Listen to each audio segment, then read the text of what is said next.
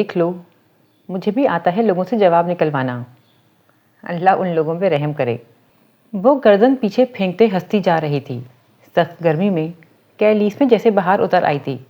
جب ہنسی رکی تو اس نے مسکراہٹ بمشکل روکے جہان کو دیکھا۔ کیا تمہیں یاد ہے کہ پہلی دفعہ زندگی میں تم نے کب کیک کھایا تھا؟ پہلی دفعہ تم کب روئے تھے؟ نہیں نا؟ کسی کو بھی ایسی باتیں یاد نہیں ہوتیں۔ مجھے بھی نہیں یاد کہ کب پہلی دفعہ میں نے اپنے نام کے ساتھ تمہارا نام سنا تھا۔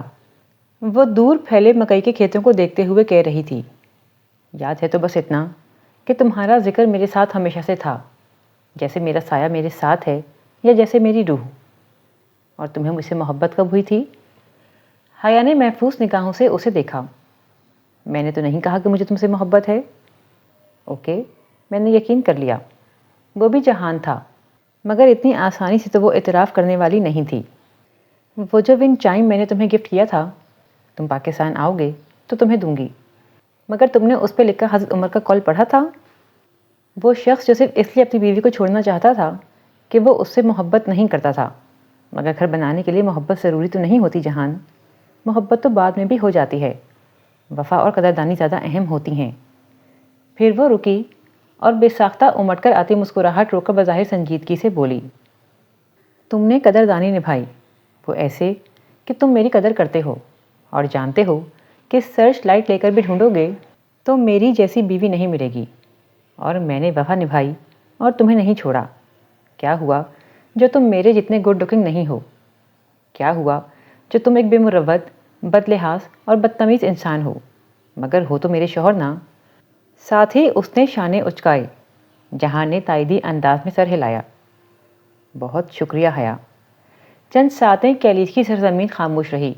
درخت اور ان کے پتے ہولے ہولے سانس لیتے رہے۔ پھر وہ بولا، میرا مسئلہ یہ تھا حیا کہ میں ہمیشہ سوچتا تھا کہ اس رشتے کو اپناؤں یا نہیں، مگر بہت دیر بعد میں نے یہ جانا ہے کہ یہ رشتہ تو ہم بہت پہلے اپنا چکے، بات کرنے یا نہ کرنے کی حد سے آگے نکل چکی ہے، اب نبھانے کا فیز ہے۔ بس سمجھنے میں دیر ہوئی، مگر اب میں سمجھ گیا ہوں۔ حیا کے ننگے پیروں پہ کچھ رینگا تھا۔ اس نے جلدی سے پاؤں جھاڑا۔ کوئی کیڑا تھا شاید، مگر ماحول کا طلسم ٹوٹ گیا۔ جہان نے گھڑی دیکھی، 1:45 ہونے کو تھے۔ اب مجھے جانا ہے۔ اور حیا کو لگا اس کا دل زور سے سمندر میں دھکیل دیا گیا ہو۔ یہ احساس اتنا شدید تھا کہ اسے جسمانی لحاظ سے بھی محسوس ہوا تھا۔ وہ درخت کی ٹیک چھوڑ کر اس کی طرف مڑی۔ جہان پلیز مت جاؤ۔ آنکھوں میں اضطراب لیے وہ التجا کرنے لگی تھی۔ نہیں حیا، ایسا مت کرو پلیز، میرے دل کو کچھ ہو رہا ہے، مجھے ڈر لگ رہا ہے، تم مت جاؤ۔ حیا یہ اتنا بڑا مسئلہ نہیں ہے، یہ اوپر ستارہ جو ہے نا، اس نے آسمان کی طرف اشارہ کیا، مگر حیا نے نہیں دیکھا۔ وہ اسی مضطرب انداز میں جہان کو دیکھ رہی تھی۔ یہ ستارہ میں اپنے دائیں جانب رکھ کر چلتا رہوں گا اور ایلیپو پہنچ جاؤں گا۔ یہ بہت سمپل ہے حیا۔ جہان پلیز مت جاؤ۔ دیکھو سیکیورٹی فورسز، کیا پتا وہ جانتے ہوں، وہ پہلے سے تیار بیٹھے ہوں، پھر وہ کیسے جان سکتے ہیں جب میں نے یا تم نے ان کو نہیں بتایا تو؟ مگر یہاں بارودی سرنگیں ہیں، وہ مسئلہ نہیں ہے۔ مسئلہ صرف کمانڈر ہوتا ہے، اور کمانڈر شیعہ ہے، یعنی کوئی مسئلہ نہیں ہے۔ شیعہ؟ اس نے حیرت سے جہان کو دیکھا۔ یہ فرقہ واریت کہاں سے آ گئی؟ دیکھو شام کے صدر بشار الاسد شیعہ ہیں اور پاپا سنی ہیں۔ کس کے پاپا؟ اچھا، طیب اردگان؟ اللہ ایسی عقل مند بیوی سب کو دے۔ دیکھو طیب اردگان سنی ہیں، سو جب بارڈر کا کمانڈر سنی ہوتا ہے تو آپ شام سے ترکی میں داخل ہو سکتے ہیں، سیکیورٹی نرم ہوتی ہے، مگر ترکی سے شام جانے میں مسئلہ ہوگا۔ لیکن جب کمانڈر شیعہ ہوتا ہے تو وہ آپ کو شام جانے دے گا۔ میری سمجھ میں نہیں آئی یہ بات۔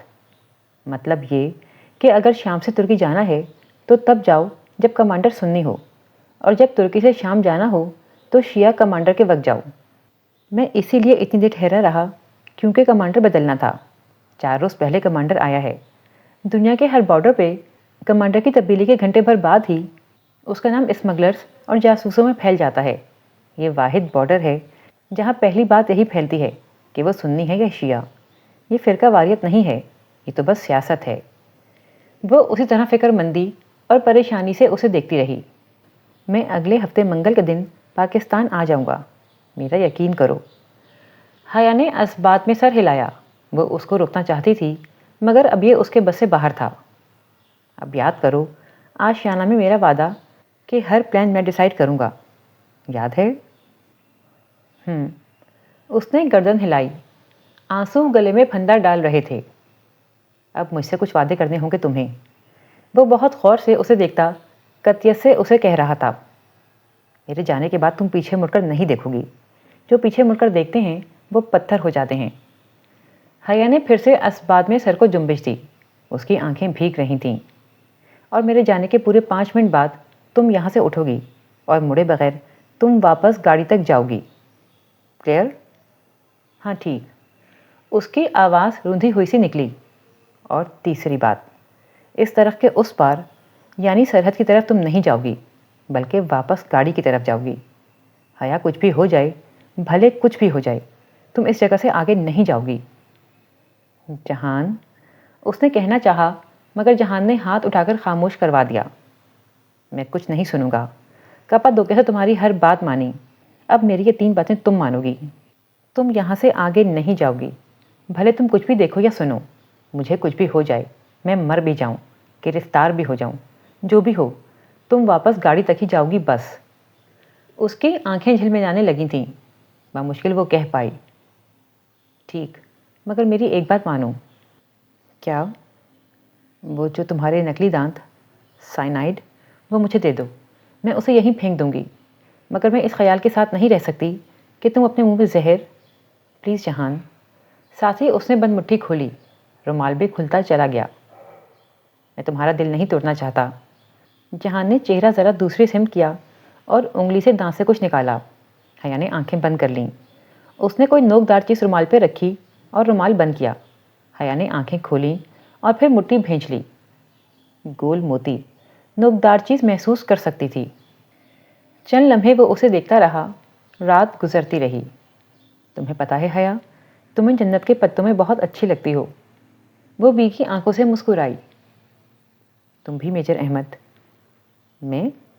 اس کے چہرے پہ الجھن ابھری۔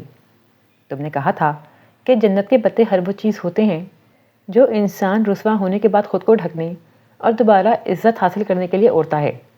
تو پھر اپنی فیملی پہ لگا داغ دھونے کے لیے جو یونیفارم تم نے پہنا اور جو کیپ تم نے لی، وہ سب بھی تو جنت کے پتوں میں ہی آتا ہے نا؟ وہ ہلکے سے مسکرایا، پھر گھڑی دیکھی اور کھڑا ہو گیا۔ حیا نے اس کے جوتوں کو دیکھا، اس کے جوتوں کا رخ، ان کا رخ۔ منگل کو آؤں گا میں، ضرور۔ انسان کو کوئی چیز نہیں ہرا سکتی جب تک وہ خود ہار نہ مان لے۔ میں نے کہا تھا قسمت ہرا سکتی ہے، مگر میں غلط تھا۔ قسمت انسان کو مار تو سکتی ہے مگر ہرا نہیں سکتی۔ اور پھر وہ درخت کے پیچھے چلا گیا۔ وہ مڑ کر بھی نہ دکھ سکی، اس نے وعدہ کیا تھا، سو وہیں چپکی بیٹھی رہی۔ اپنے دل کی دھڑکن، اپنے ہاتھوں کی لرزش، سب محسوس ہو رہا تھا اسے۔ ایک ہاتھ میں پوٹلی کے اندر موتی کی گولائی اور نکلی دانت کی چبھن، اور دوسرے میں وہ چونکی، اس کا دوسرا ہاتھ خالی تھا۔ اللہ اللہ، اس کے پیروں تلے زمین نکل گئی۔ ڈی جے کی ٹوٹی اینک ابھی اس کے ہاتھ میں تھی۔ پھر وہ پیر سے کیڑا جھاڑنے لگی۔ تب وہ کہاں گئی؟ اس نے بدحواسی سے ہاتھ اندھیرے میں زمین پہ ادھر ادھر مارا۔ نوکیلے چھوٹے پتھر، گھاس کے سوکھے تنکے، مٹی، لیکن اینک کہیں نہ تھی۔ نہیں، پلیز نہیں، وہ ڈی جے کی اینک نہیں کھونا چاہتی تھی۔ اس نے اندھوں کی طرح رومال والی بند مٹھی اور دوسرے کھلے ہاتھ سے مٹی کو ٹٹولا، لیکن کچھ بھی نہیں تھا۔ رومال پرس میں رکھنے کی غرض سے اس نے پرس کھولا اور پھر بس ایک نظر دیکھنے کے لیے پوٹلی کھولی۔ اندر سے موتی کے ساتھ ایک ننھی سی چیز پڑی تھی، ایک سرمئی رنگ کا چھوٹا سا کنکر۔ جہان؟ بے یقینی سے اس کے لب کھل گئے۔ پروفیشنلزم، اصول، ان سب پہ کوئی سمجھوتا نہ تھا۔ اس کا دل رکھنے کے لیے اس نے حیا کو تاثر دیا کہ وہ دانت نکال رہا ہے، لیکن اپنے فرار کا واحد راستہ اس نے اپنے پاس ہی رکھا تھا۔ اس نے نیچے پڑے اس جیسے ہزاروں کنکروں میں سے ایک اٹھا کر رومال پہ رکھ دیا تھا۔ جہان؟ بہت تکلیف سے اس نے درخت کی اور سے اس پار دیکھا۔ پہلا وعدہ چھن سے ٹوٹا۔ دور سرحدی بار تاریکی میں ڈوبی تھی، اتنی تاریکی کہ کچھ دکھائی نہیں دیتا تھا۔ اسی پل بجلی زور کی چمکی، پل بھر کو سب کچھ روشن ہوا۔ اور تب اسے دکھائی دیا ایک ہیولا جو ٹیڑھی چال چلتا سرحد کی طرف بڑھ رہا تھا۔ 5 منٹ کب کے گزر گئے تھے۔ دوسرا وعدہ بادلوں کی گرج میں تحلیل ہو رہا تھا۔ وہ دم سادھے بجلی چمکنے کا انتظار کرتی اندھیرے میں ادھر دیکھ رہی تھی، مگر اب اس نے وہ ہیولا کھو دیا تھا۔ گزرتے وقت کا احساس کر کے وہ اٹھی اور واپس جانے کے لیے قدم بڑھائے۔ ساتھ ہی وہ جھکے ہوئے زمین پہ ہاتھ مار کر اینک ڈھونڈ رہی تھی۔ دفعتاً قریب ہی اس کا ہاتھ کسی سخت شے سے ٹکرایا۔ اسٹریپ، لکڑی، اس نے وہ چیز اٹھائی، ٹوٹی ہوئی جوتی۔ اب اینک اور دوسرا جوتا ڈھونڈنا بیکار تھا۔ وہ سیدھی کھڑی ہوئی تاکہ واپس جا سکے۔ اب اسے پیچھے نہیں دیکھنا تھا۔ اپنے پرس کو پکڑا ہی تھا کہ دوسرے جوتے نکالے کہ ایک دم سے کہیں سورج نکل آیا۔ آنکھیں چندیاتی روشنی۔ وہ تیزی سے واپس بیٹھی۔ کالی رات روشن ہو گئی تھی، جلتی بجھتی روشنی۔ اس نے ہراساں نگاہوں سے پلٹ کر دیکھا۔ سرحد پہ روشنی کے راؤنڈز فائر کیے جا رہے تھے۔ اندھیرے میں ہر طرف روشنی بکھرتی، مدھم ہوتی، پھر بکھرتی۔ سرحدی باڑ پہ ہیولے سے بھاگتے دکھائی دے رہے تھے۔ اس نے زمین پہ پڑے ایک بڑے پتھر کو خالی ہاتھ سے سختی سے تھام لیا۔ دل دھک دھک کر رہا تھا۔ روشنی، فائرنگ، اسپیکر پہ آوازیں۔ وہ بنا آواز کے چلائی، جہان واپس آ جاؤ۔ آنکھوں سے آنسو ٹوٹ ٹوٹ کر گرنے لگے تھے۔ جسم کپ کپا رہا تھا۔ روشنی فواروں کی صورت بار بار پھوٹ رہی تھی۔ اس کا دل چاہا کہ وہ بھاگتی ہوئی سرحد پہ چلی جائے، مگر وہ تیسرا وعدہ، وہ پاؤں کی زنجیر بن گیا۔ وہ ہر دفعہ اسے چھوڑ کر چلی جاتی تھی، لیکن پہلی دفعہ وہ اسے چھوڑ کر جانا نہیں چاہتی تھی، مگر جہان کے وہ الفاظ اسے واپس بھیج رہے تھے۔ حیا کچھ بھی ہو جائے، کچھ بھی۔ اور پھر ایک دم زور سے دھماکہ ہوا۔ پتھر کو پکڑے گٹھری کی صورت بیٹھی حیا کے آنسو رک گئے۔ اس نے ساکت نگاہوں سے سرحد کی جانب سے آتے دھوئیں کو دیکھا۔ روشنی، چیخ و پکار، سائرن، بارود کی بدبو۔ پھر دھوئیں کے بادل ہر طرف چھاتے گئے۔ سرحد چھپ گئی اور دھندلی دیوار ایک دفعہ پھر ان دونوں کے درمیان چھا گئی۔ کیا ہوا تھا، کیا پھٹا تھا، اسے نہیں معلوم تھا۔ وہ مردہ قدموں سے کھڑی ہوئی۔ ایک ہاتھ سے پرس اور ٹوٹا جوتا لٹک رہا تھا، دوسرا ہاتھ پہلو میں خالی گرا تھا۔ خالی ہاتھ، خالی دامن۔ اسے 2 وعدے توڑ کر تیسرا نبھانا تھا، اسے واپس جانا تھا۔ بادل گرجدار آواز سے ایک دم برسنے لگے۔ موٹی موٹی بوندیں ٹپ ٹپ گرنے لگیں۔ ترکی کی پہلی بارش میں بھی وہ ننگے پاؤں ٹوٹے جوتے کے ساتھ چل رہی تھی۔ آخری بارش میں بھی وہ ننگے پاؤں تھی۔ ممی جواہر تک گئی ہیں، میں ان کا بیٹا بول رہا ہوں جہان۔ وہ ننگے پاؤں کھردری زمین پہ چل رہی تھی۔ کانٹے چپ کر تلووں کو زخمی کر رہے تھے۔ وہ سامنے دیکھ رہی تھی، مگر شاید کچھ بھی نہیں دیکھ رہی تھی۔ جوتے کو کیا ہوا؟ اتنی سردی میں ننگے پاؤں بیٹھی ہو، لاؤ دکھاؤ جوتا۔ تر تر گرتے قطرے اسے بھگو رہے تھے۔ بادلوں نے سارا بوجھ اتار کر زمین اور زمین والوں کو بوجھل کر دیا تھا۔ میں بکواس کر کے گیا تھا نا، مگر میری کوئی نہیں سنتا۔ اس گھر میں 2 دن نہ آؤں تو سارا نظام الٹ جاتا ہے۔ اس کے پاؤں سے خون نکل رہا تھا اور جسم میں جان نہیں رہی تھی۔ لگتا تھا ابھی لڑکھڑا کر گر پڑے گی، اور گری تو اٹھ نہ سکے گی۔ انسان وہی چیز مانگتا ہے جس کی اسے کمی لگتی ہے، سو میں ہمیشہ زندگی مانگتا ہوں۔ اس کے ہاتھ میں اس کا صرف ایک جوتا تھا، دوسرا وہی زیتون کے درخت کے آس پاس رہ گیا تھا۔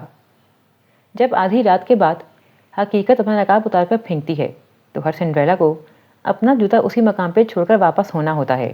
اسے بھی جانا تھا۔ ہینڈسم گائیڈ ابھی مصروف ہے، کسی غیر ہینڈسم گائیڈ سے رابطہ کرو۔ وہ بارش کے قطرے تھے یا آنسو جو اس کے چہرے کو بھگو رہے تھے۔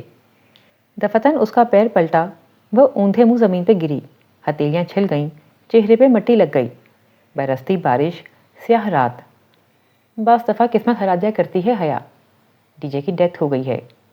وہ اٹھنا چاہتی تھی لیکن اٹھ نہ سکی، وہیں جھکی بیٹھی سسکیوں کے ساتھ روئی گئی۔ کیچڑ، بارش، آنسو، سب کچھ گڈمڈ ہو رہا تھا۔ فرقان ماموں کی فیملی سے ڈر لگتا ہے کیونکہ وہ سرخ مرچوں کا استعمال کچھ زیادہ ہی کرتے ہیں۔ بمشکل ہتھیلی کے بل زور لگا کر وہ اٹھ پائی۔ پاؤں لہو لہان ہو چکے تھے۔ وہ لڑکھڑاتے ہوئے موسلا دھار بارش میں پھر سے چلنے لگی۔ میں نے کہا تھا نا کہ زندگی میں اگر کوئی آپ کو جنت کے پتے لا کر دے تو اسے تھام لیجیے گا، وہ آپ کو رسوا نہیں ہونے دیں گے۔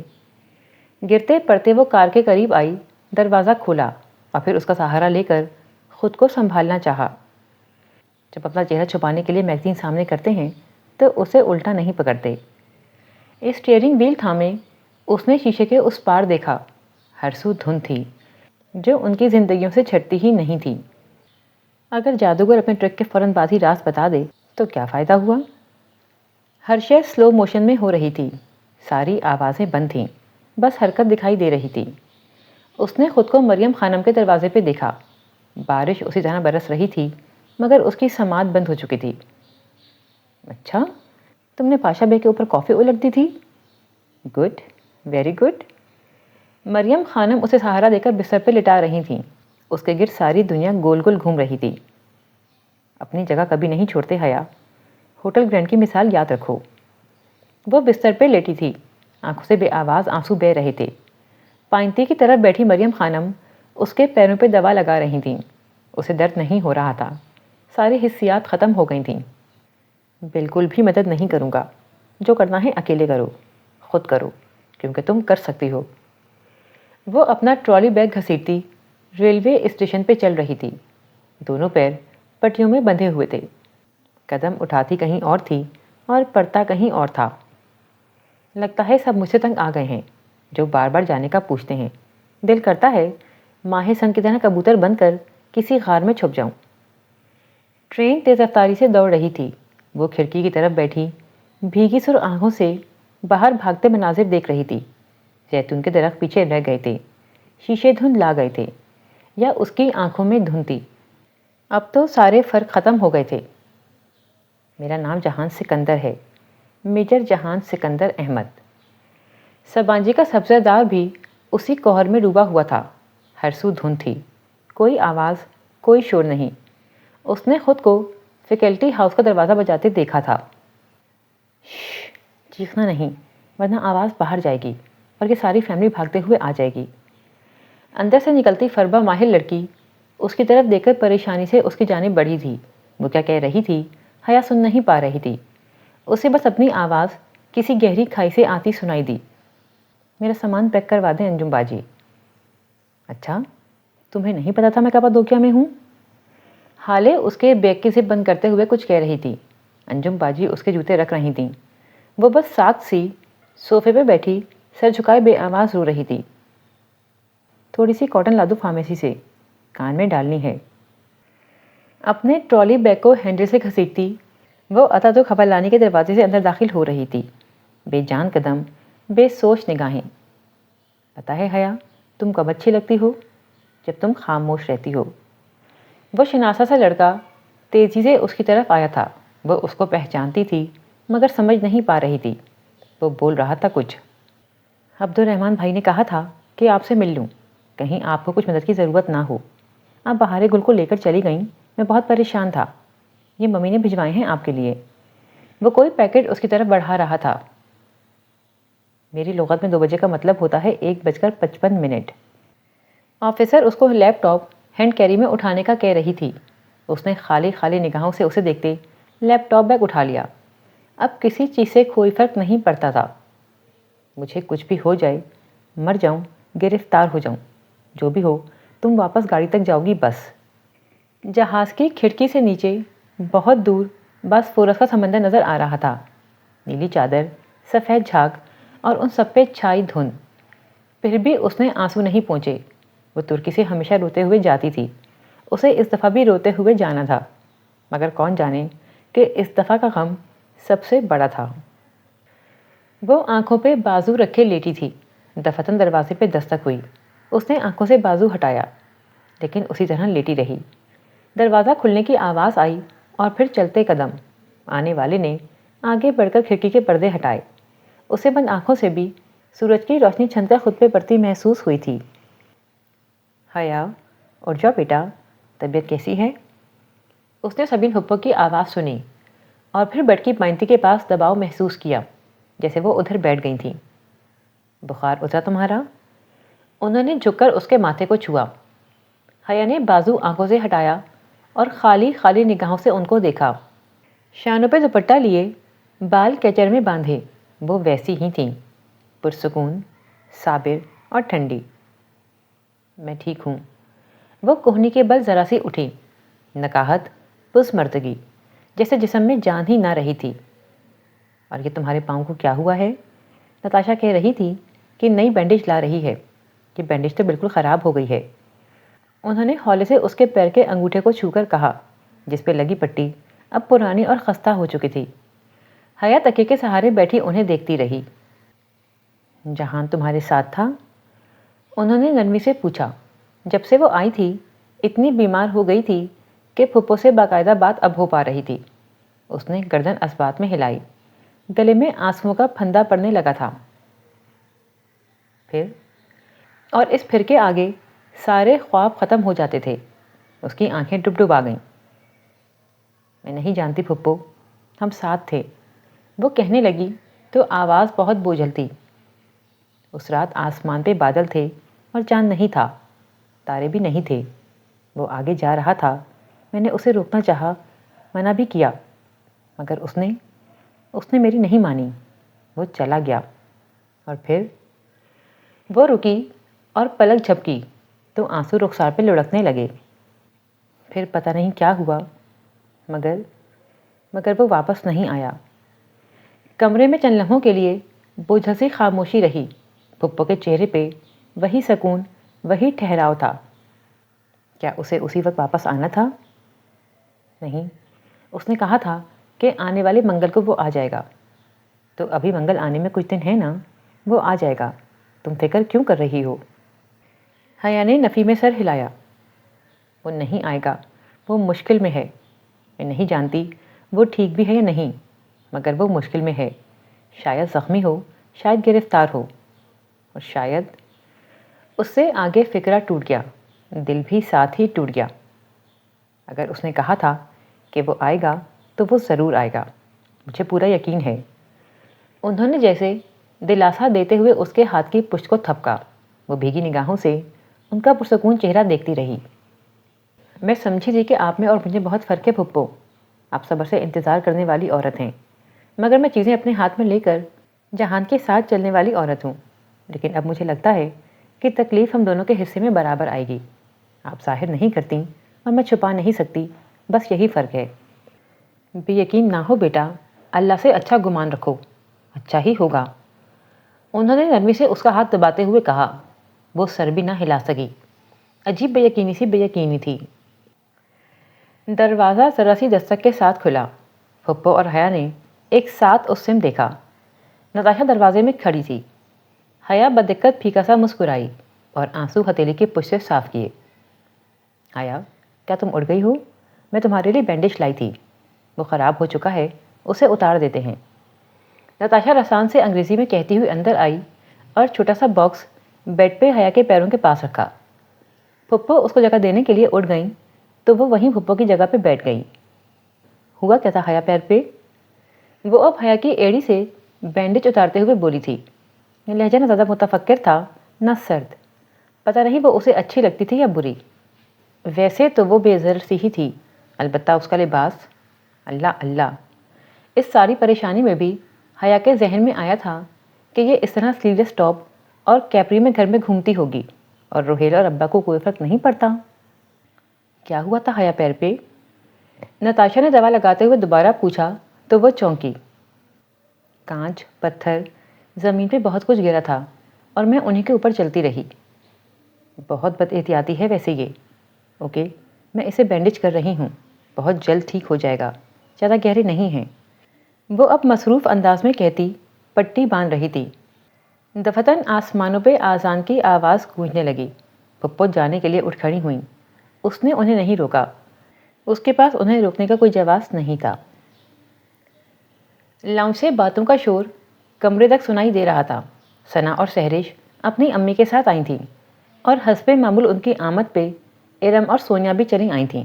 وہ ابھی تک کمرے میں ہی تھی، ان سے نہیں ملی تھی۔ اماں دروازے پہ 2 دفعہ آ کر باہر آنے کا کہہ چکی تھیں۔ اب تو بخار بھی اتر گیا ہے، باہر آ جاؤ، وہ کب سے آئی ہوئی ہیں، اچھا نہیں لگتا۔ اور پھر بھی وہ بنا کچھ کہے بیٹھی رہی، دل ہی نہیں چاہ رہا تھا کسی سے ملنے کو۔ پھر کافی دیر بعد اٹھی اور اپنا بیگ کھولا تاکہ کوئی جوڑا نکالے۔ ابھی پہنا لباس مل کے جیسا ہو رہا تھا، گرے شلوار قمیض، اور شاید پتہ نہیں کس جوڑے کا گلابی دوپٹہ پہنے بہت بکھرے بکھرے حلیے میں وہ بیمار سی لگ رہی تھی۔ بیگ کھول کر ڈھکن ہٹایا تو سامنے کپڑوں پہ گفٹ پیک میں ملفوف ایک پیکٹ رکھا تھا۔ اس نے وہ پیکٹ اٹھایا۔ کچھ مدھم مدھم سا یاد تھا کہ سفیر نے جاتے ہوئے یہ اس کے حوالے کیا تھا، شاید حلیمہ آنٹی نے دیا تھا۔ اس نے ریپر پھاڑا، اندر بہت خوبصورت سفید انسلی سلک کا کپڑا تھا، ساتھ میں ایک چھوٹا سا کارڈ بھی لگا تھا۔ اس نے کارڈ اٹھایا۔ حیا کے لیے بہت دعاؤں کے ساتھ، تم ہمیشہ پوچھنا چاہتی تھیں کہ تمہارے ساتھ فلائٹ میں عثمان نے سامنے بیٹھی دو عورت سے کیا کہا تھا تاکہ وہ تم سے فرینک نہ ہو سکے، تو میں تمہیں بتائے دیتی ہوں۔ انہوں نے کہا تھا کہ ہم نے ایک ایسی ڈش کا آرڈر دیا جس میں انڈین اسٹائل کی تلی ہوئی پیاز بھی شامل ہے، اور بات یہ ہے حیا کہ ترک عورتوں کو تلی ہوئی پیاز سے سخت الرجی ہے، لیکن آف کورس وہ صرف اس لیے ایسا کرنا چاہ رہے تھے کہ کہیں اجنبی سے بے تکلفی سے تمہیں نقصان نہ ہو۔ ہم اپنے دوستوں کا بہت خیال رکھتے ہیں۔ فقط حلیمہ عثمان۔ اس کے چہرے پہ افسردہ سی مسکراہٹ امڑ آئی۔ کچھ باتیں ادھوری بھی رہ جائیں تب بھی ان کی تشنگی نہیں ہوتی۔ جیسے ڈی جے کو گڈ مارننگ کہنے والا لڑکا اسے نہیں ملا تھا، وہ کون تھا وہ کبھی بھی نہیں جان پائے گی، اور کون جانے کہ اس کو خود بھی پتہ تھا یا نہیں کہ ڈی جے اس دنیا سے چلی گئی ہے۔ کون جانے۔ اس نے بیگ سے کپڑے ادھر ادھر کیے، آگے پیچھے ہر جگہ دیکھا، پھر دوسرا بیگ کھولا۔ اس کا ونڈ چائم کہیں نہیں تھا۔ پتہ نہیں وہ اسے کہاں بھول آئی تھی۔ دل اتنا خراب ہوا اس بات سے کہ وہ لباس بدلے بغیر بال کچر میں باندھے باہر آ گئی۔ مطلب حد ہو گئی، ایک دم سے ہمیں اتنی سنا دی رضا بھائی نے، ہمارا کیا قصور؟ اور وہ فائزہ وغیرہ، ان کو بھی تو دھیان رکھنا چاہیے نا۔ ثنا لاؤنج میں بیٹھی زور و شور اور خفگی سے کہہ رہی تھی۔ حیا کو آتے دیکھ کر بات روک کر جلدی سے اٹھی۔ حیا آپا کدھر ہیں آپ؟ سب کہہ رہے تھے کہ آپ آتے ساتھ ہی بیمار پڑ گئی ہیں۔ وہ بڑے تپاک سے اس کے گلے لگی۔ حیا زبردستی ذرا سا مسکرائی۔ سونیا بھی اچھے سے ملی، باقی سہرش اور ارم تو اپنے اپنے موڈ میں تھیں، مگر اسے کہاں پرواہ تھی۔ نتاشا اپنے مصروف انداز میں بے نیاسی صوفے پہ بیٹھی میگزین کے ورق پلٹ رہی تھی۔ تو پھر کیا تم نے فائزہ سے شکایت کی؟ وہ سب بیٹھ گئیں تو سونیا بھابھی نے ثنا کو تفکر سے دیکھتے ہوئے سلسلہ کام وہیں سے جوڑا۔ ہاں آج جا کر فون کروں گی، حد ہے۔ پھر حیا کو دیکھ کر ثنا وضاحت کرنے لگی۔ فائزہ باجی نے پتہ ہے کیا کیا؟ کیا؟ حیا نے اسی کے انداز میں دہرایا۔ اسے کوئی دلچسپی نہ تھی۔ فائزہ ارسل کی بہن تھی، اور ارسل وہ تھا جس کے ولیمے کی رات تایا ابا نے اس کی بے عزتی کی تھی۔ فائزہ باجی نے ارسل بھائی کے ولیمے کی تصویریں فیس بک پہ لگا دیں۔ چلو اپنی لگاتی تو خیر تھی، مگر ہماری ٹیبل کی بھی 3 تصویریں البم میں لگا دیں اور پرائیویسی پبلک رکھ دی۔ رضا بھائی نے دیکھا اور پھر ہمیں سنانے لگے۔ اب فائزہ باجی سے پوچھو کہاں کے ایتھکس ہیں یہ کہ کسی اور کی تصویریں لگا دو؟ وہ بس خاموشی سے ثنا کو دیکھے گئی۔ اس کا ذہن کیلیس کی سرحد سے آگے نہیں بڑھا تھا۔ آپ کی تصویر بھی تھی، ثنا نے یاد کر کے بتایا۔ اس پر وہ ذرا سی چونکی، مگر آپ کی تو خیر ہے، آپ نے تو لپیٹ کر دوپٹہ لیا ہوا تھا نا، پتہ ہی نہیں چل رہا تھا کہ کون ہے، مگر میری تو اچھی خاصی کلاس لے لی بھائی نے۔ وہ سخت رنجیدہ ہو رہی تھی۔ غالباً ان کے گھر آتے ہوئے ہی رضا سے اس کا ٹاکرا ہوا تھا۔ ہاں حیا کا دوپٹہ نہ ہوا، سلیمانی چوکھا ہو گیا۔ ارم ذرا سا ہنسی۔ حیا نے نگاہ پھیر کر اسے دیکھا۔ وہ ہاتھ میں پکڑی شیشے کی پلیٹ پہ رکھی اسٹرابیری کو کانٹے میں پھنسا رہی تھی، پھر کانٹا منہ میں لے جاتے ہوئے اس نے حیا کو دیکھا۔ حیا کی نگاہوں میں کچھ ایسا تھا کہ ارم بے اختیار دوسری طرف دیکھنے لگی۔ ایک تو پتہ نہیں ہمارے بھائیوں کو دوستوں کا اتنا خوف کیوں ہوتا ہے۔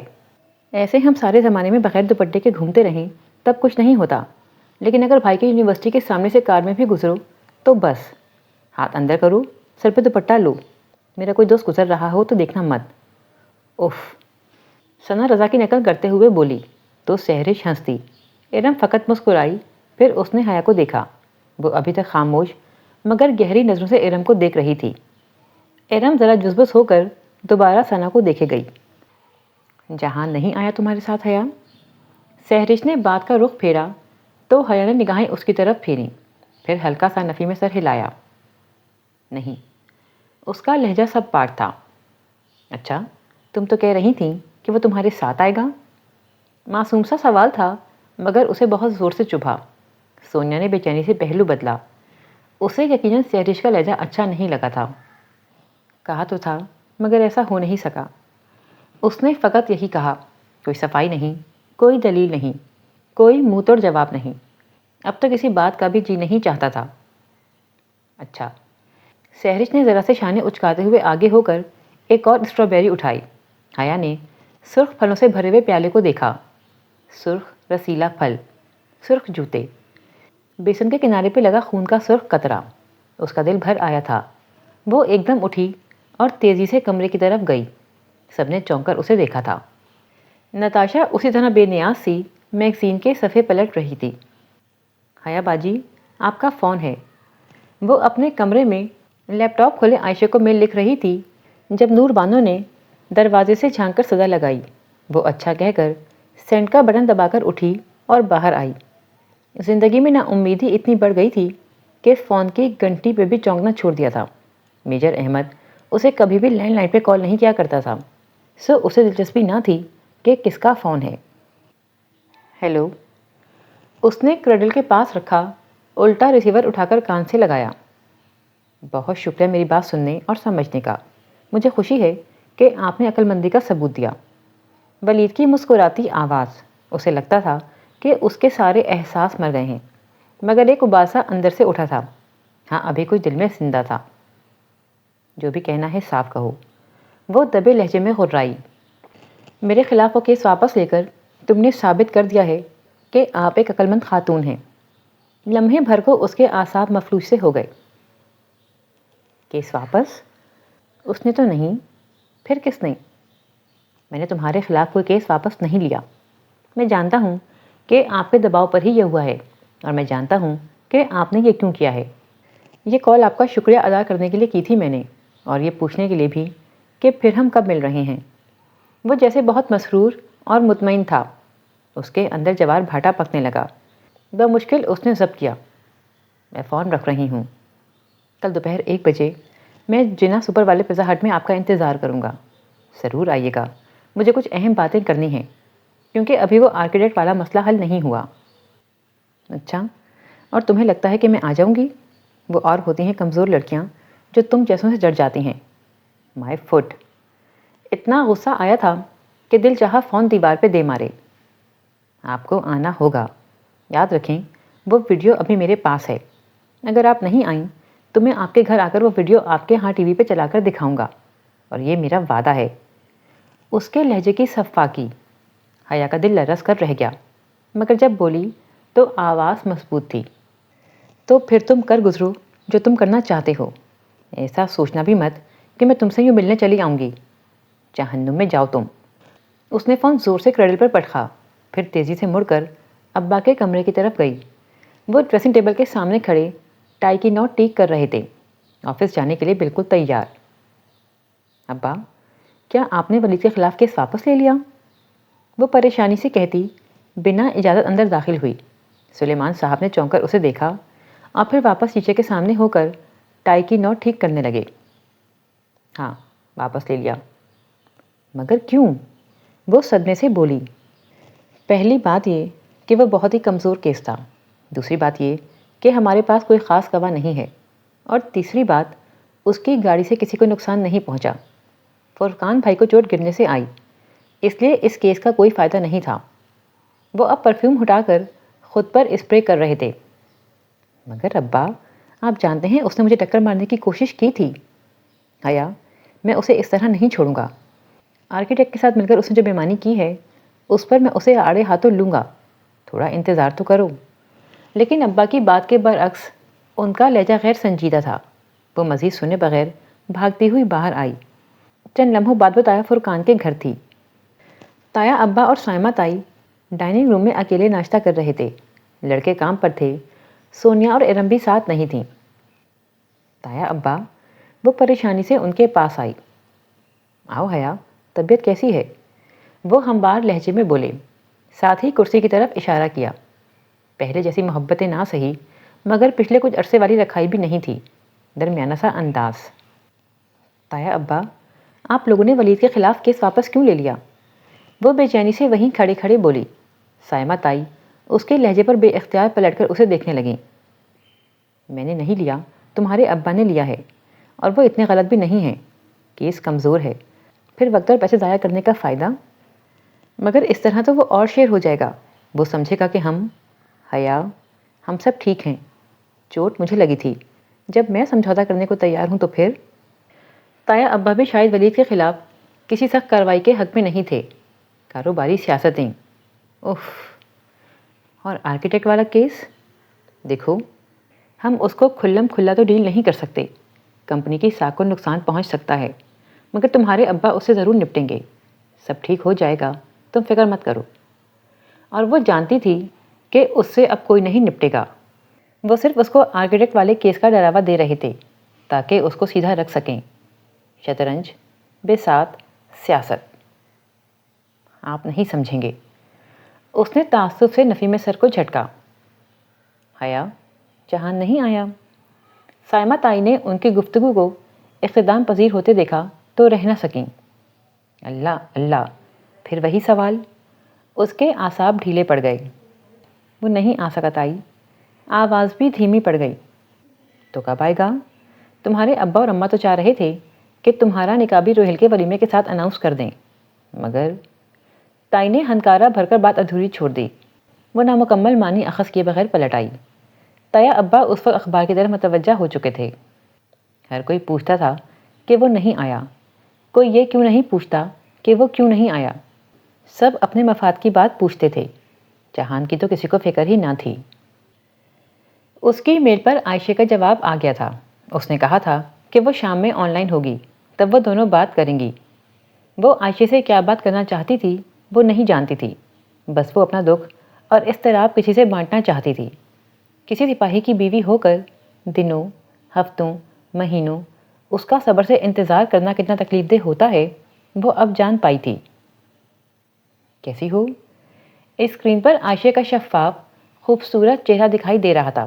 وہ اسکرین کے سامنے ریوالونگ چیئر پر بیٹھی تھی اور بات کرتے ہوئے وہ شیشے کی ننھی پیالی سے ترک چائے کے گھونٹ بھر رہی تھی۔ مجھے نہیں پتا میں کیسی ہوں، وہ اداسی سے بولی تھی۔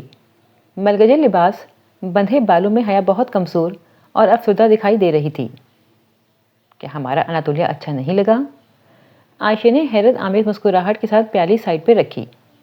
کپادوکیا وسطی اناتولیہ میں واقع تھا۔ نہیں، بہت اچھا لگا، وہ پھیکا سا مسکرائی۔ بہارے بتا رہی تھی کہ تم لوگ انقرہ بھی گئے تھے، کیا اس کے جانے کے بعد تم نے انقرہ دیکھا یا واپس آ گئیں؟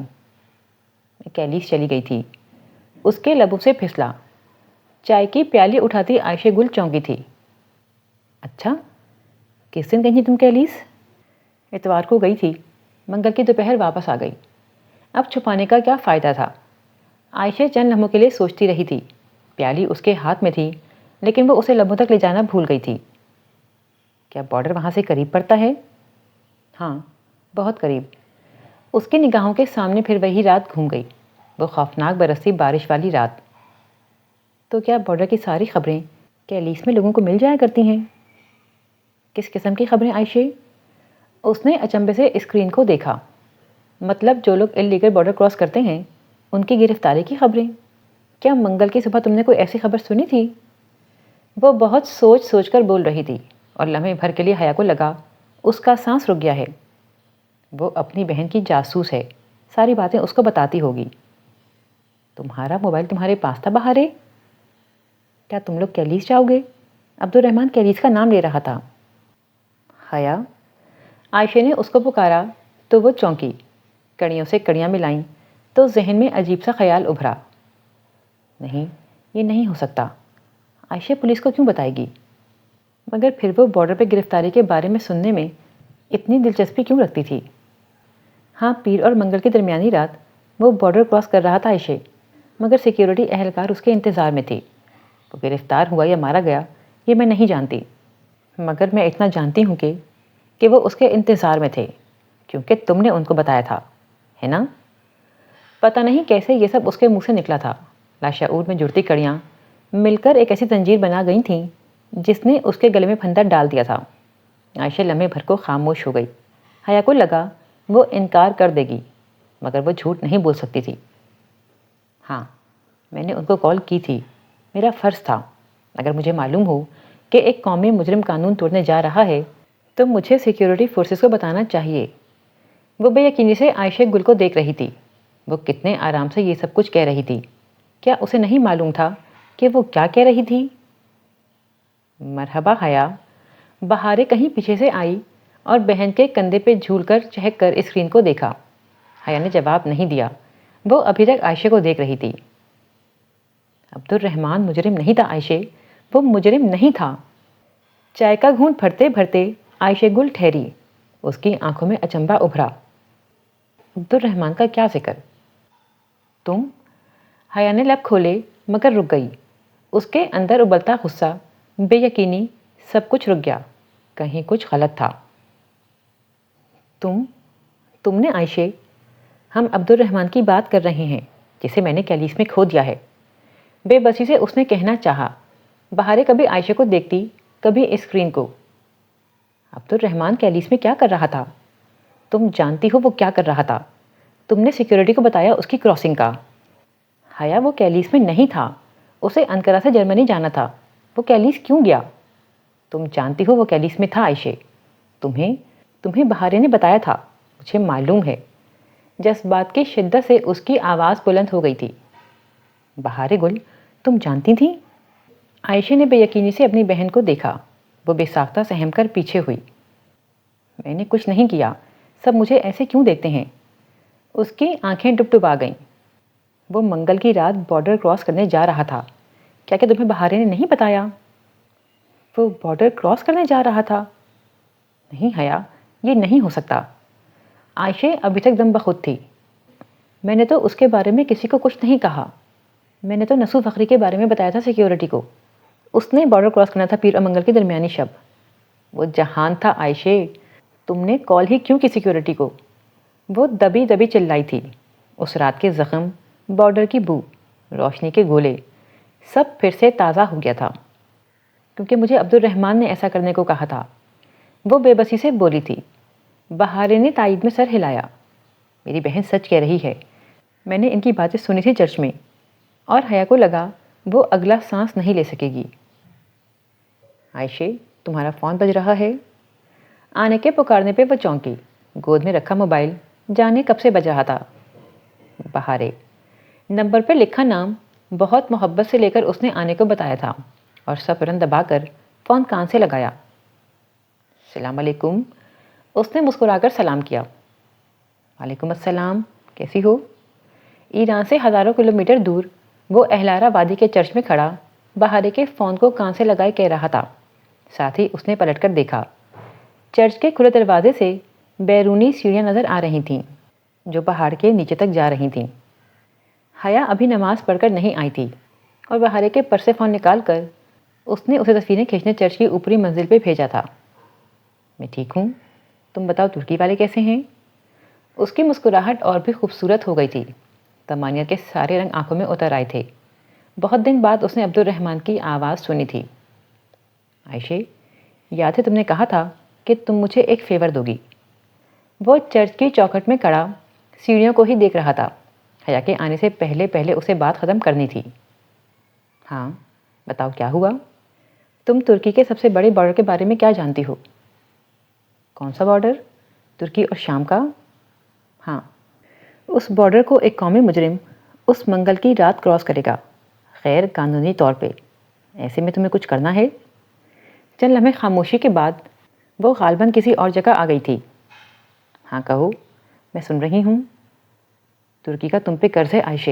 اپنے دل سے پوچھو کہ اگر تمہیں معلوم ہو جائے کہ ایک مجرم، ترکی کا ایک قومی مجرم، غیر قانونی طریقے سے سرحد پار کر رہا ہے تو تمہیں کیا کرنا چاہیے؟ عائشہ خاموش ہو گئی۔ وہ آواز مزید دھیمی کرتے ہوئے بولا، تمہیں بارڈر سیکیورٹی فورسز کو فون کرنا چاہیے۔ تمہیں انہیں بتانا چاہیے سب کچھ، تاکہ وہ اسے گرفتار کر سکیں۔ مگر نہیں، عائشہ گل یہ کیسے کر سکتی ہے؟ عائشہ گل تو کچھ نہیں کر سکتی۔ ذرا اونچا بولو، اتنا آہستہ مجھے سمجھ نہیں آ رہا۔ کیا کوئی آس پاس ہے؟ وہ ناراض ہو کر ذرا خفگی سے بولی، جیسے آخری فکر کو نظر انداز کرنا چاہ رہی تھی۔ میں نہیں چاہتا کہ کوئی سنے۔ تم یہ سب لکھ لو، کمانڈر کا نمبر بھی۔ پھر وہ اسے تمام ضروری باتیں بتاتا گیا اور وہ لکھتی گئی. انہیں تمہاری کال ٹریس کرتے ہوئے 90 سیکنڈ لگیں گے. تم نے اس سے پہلے کال کاٹنی ہے. تم یہ کرو گی نا؟ تم نے مجھ سے وعدہ کیا تھا. اور تبھی اس کو اپنے پیچھے کسی آہٹ کا احساس ہوا. وہ تیزی سے پلٹا. اندر چرچ کی سیڑھیوں پہ حرکت سی ہوئی تھی. کوئی آ گیا ہے، بعد میں کال کروں گا. اس کا مرحبا سننے سے قبل ہی وہ سبک رفتاری سے آگے آیا اور سیڑھیوں کی اوٹ میں چھپی بہار گل کو کان سے پکڑ کر باہر نکالا. میں ابھی آئی ہوں، واللہ میں نے کچھ نہیں سنا. چھوٹی بلی بوکھلا گئی تھی مگر وہ لب پھینچے برہمی سے اسے چرچ سے باہر لایا تھا. تو تم میری باتیں سن رہی تھی؟ تمہیں تمہاری بہن نے سکھایا نہیں ہے کہ کسی کی باتیں چھپ کر نہیں سنتے؟ میری بہن کو کچھ مت کہو.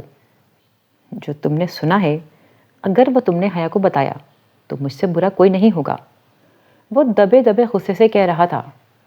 اور اگر تم نے اپنی بہن کو بتایا کہ میں نے یہ بات حیا کو بتانے سے منع کیا ہے تو میں واقعی بہت برا پیش آؤں گا. سیڑھیوں پہ ٹک ٹک کی آواز گونجنے لگی. وہ اوپر آ رہی تھی.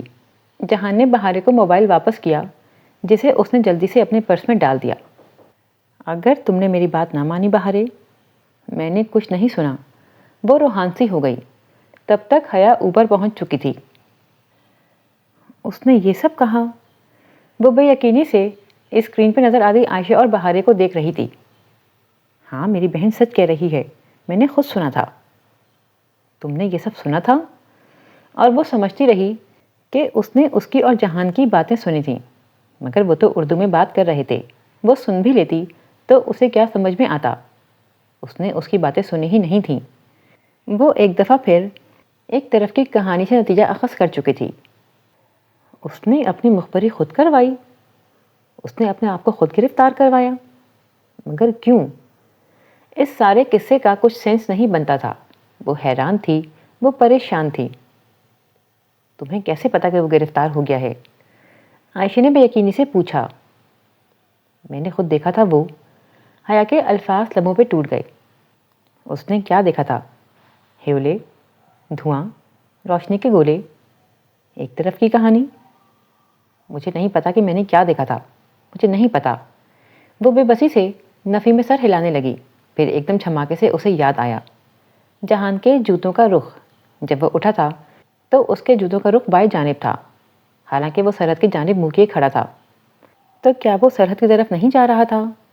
وہ بائیں جانب جا رہا تھا. مگر بائیں جانب کیا تھا؟ پلیز، تمہیں جب بھی کچھ بھی پتہ چلے مجھے ضرور بتانا. اگر اسے میری وجہ سے کچھ ہوا تو میں ساری زندگی خود کو معاف نہیں کر سکوں گی. عائشہ بہت فکر مند اور بے چین ہو گئی تھی. حیا نے دھیرے سے اسبات میں سر ہلایا. عائشہ کو تسلی دینے کے لیے ایک لفظ بھی اس کے پاس نہ تھا. سرحد کی وہ رات اور ہیراکلائٹس کی دائمی آنکھ سے اٹھتے دھوئیں کے مرغولے، سب کچھ ایک دم سے تازہ ہو گیا تھا. اس نے دیوار پہ لگے کیلنڈر کی تاریخوں کو ایک دفعہ پھر دیکھا. ابھی اس نے سرخ پین سے آج کی تاریخ یعنی ہفتے کا دن کاٹا تھا. ابھی مزید 2 روز باقی تھے، پھر منگل تھی. پین رکھ کر وہ ڈریسنگ ٹیبل تک آئی اور آئینے میں خود کو دیکھا. ڈوبتی امید کے درمیان اس کا دل بننے سنورنے، تیار ہونے کسی بھی چیز کو نہیں چاہ رہا تھا. سادہ سفید شلوار قمیض اور شانوں پہ پھیلا سفید دوپٹہ، ڈھیلے جوڑ کے بندھے بال اور ویران آنکھیں. دل تو وہیں زیتون کے درختوں میں کھپ گیا تھا. وہ باہر آئی تو روہیل کچن کی ادھوری دیوار کے پیچھے نظر آ رہا تھا. اسے آتے دیکھ کر ذرا سا مسکرایا. پیو گی؟ وہ کپ میں کانٹے سے کافی پھینٹ رہا تھا. وہ ہلکا سا نفی میں سر ہلاتے آگے آئی اور کچن کی سینٹر ٹیبل کی کرسی کھینچ کر بیٹھی. اور کیا ہو رہا ہے؟ جہان نے کب آنا ہے؟ گھوم پھر کر پھر وہی سوال. اچھا ہے نا وہ نہیں آیا. سب خوش ہو گئے. اسے میرے ساتھ دیکھ کر خوش تھا ہی کون بھلا. وہ تلخی سے بولی. ارے میں تو خوش تھا، بلکہ وہ آتا تو میں اور بھی خوش ہوتا. خیر پھپھو کہہ رہی تھیں کہ وہ منگل کو آ جائے گا. روہیل پوچھ رہا تھا یا بتا رہا تھا، وہ سمجھ نہ سکی. پھپھو کو تو اس نے خود ہی بتایا تھا، مگر جب اسے خود یقین نہیں تھا تو روہیل کو کیا دلاتی. نتاشا کہاں ہے؟ اس نے ادھر ادھر دیکھتے ہوئے موضوع بدلا. اندر ہوگی، ولیمے کے لیے اپنی ڈریس کی ڈیزائننگ کرتی پھر رہی ہے. اچھا، خوش ہے وہ پاکستان آ کر؟ روہیل نے کافی پھینکتے ہوئے ذرا سے شانے اچکائے. یہ ہاں تھا یا نہ وہ سمجھ نہیں سکی. اور اب تو ابا بھی جہان سے خوش تھے. تو پہلے کون سا وہ کہتے کہتے رکی. ایک دم سے کچھ یاد آیا تھا. بیوق ادا میں جب روہیل سے اس کی بات ہوئی تھی تب اس نے کچھ بتایا تھا. تم نے بتایا تھا روہیل؟ یاد ہے کہ ابا کسی وجہ سے جہان سے خفا تھے؟ چھوڑو حیا، رہنے دو، وہ تو بس ایسے ہی. نہیں مجھے بتاؤ، تم نے کہا تھا باتیں بتاؤں گا. کوئی خاص بات نہیں تھی. بس جب ابا 1.5 سال پہلے استنبول میں سبین پھپھو سے ملے تھے تو انہوں نے کسی لڑکی کو جہان کو ڈراپ کرتے دیکھا تھا. بس اسی بات سے ان کے دل میں گرہ لگ گئی تھی. مگر خیر چھوڑو، اتنی چھوٹی چھوٹی باتوں سے کیا فرق پڑتا ہے. اور حیا کو تو یہ بات اچھی طرح یاد تھی. اس نے ابا اور تایا کی باتیں سنی تھیں.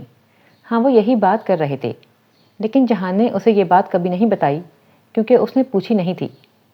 تو کیا ابھی بھی کچھ ایسی باتیں تھیں جو وہ اسے نہیں بتاتا تھا؟ جیسے عائشہ کو وہ سب کہنا. وہ دونوں ابھی وہیں بیٹھے تھے کہ فون کی گھنٹی بجی. حیا نے آگے ہو کر فون اٹھایا. ذہن میں پہلا خیال ولید کا آیا تھا. حیا، کیا تم فارغ ہو؟ سائمہ تائی بہت ہی شیریں لہجے میں بول رہی تھیں. یقیناً کوئی کام تھا. جی بتائیے. ارم کے ساتھ مارکیٹ تک ہو آؤ، کچھ قمیضیں لینی ہیں اسے. اور اپنے تایا کا تو تمہیں پتہ ہے، وہ اکیلے جانے کہاں دیتے ہیں. اوکے میں آ رہی ہوں. کوئی اور وقت ہوتا تو شاید وہ نہ آتی، لیکن اسے ارم سے بھی بات کرنی تھی. سو ایک نہج پہ پہنچ کر وہ اپنی جگہ سے کھڑی ہو گئی.